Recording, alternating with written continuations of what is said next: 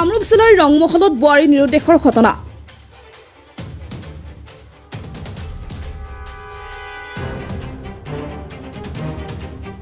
কামৰূপ জিলাৰ উত্তৰ গুৱাহাটী গৌৰীপুৰ আৰক্ষী চকীৰ অন্তৰ্গত ৰংমহলৰ পৰা বোৱাৰী নিৰুদ্দেশ হোৱাৰ ঘটনা সংঘটিত হয়।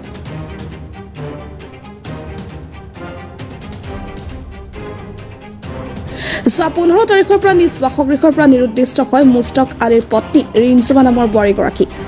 নিজৰ পত্নীক বিচাৰি নাপাই উত্তৰ গুৱাহাটী গৌৰীপুৰ আৰক্ষী চকীত এজাহাৰ দাখিল। মাত্ৰ 15 দিন পূৰ্বে বিবাহ পাশত আবদ্ধ হৈছিল মুস্তাক আলীৰ সৈতে। 14 দিন হোৱাতে কি বুলি কয় ইনে ভালে থাকি যায়। ভালে থাকাৰ পিছত 15 তাৰিখে ৰাতি ঘৰৰ পৰা ৰুমৰ পৰা নোহোৱা হ'ল।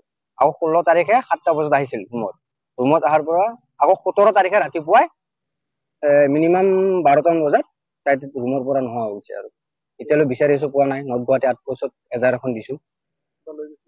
মোৰ এটিএম খন লৈ গৈছে।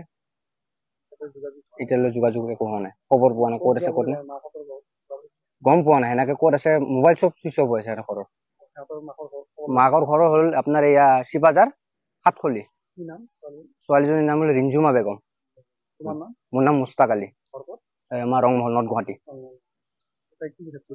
ঘূৰি অহাটো বিচাৰো যদি আছে আৰু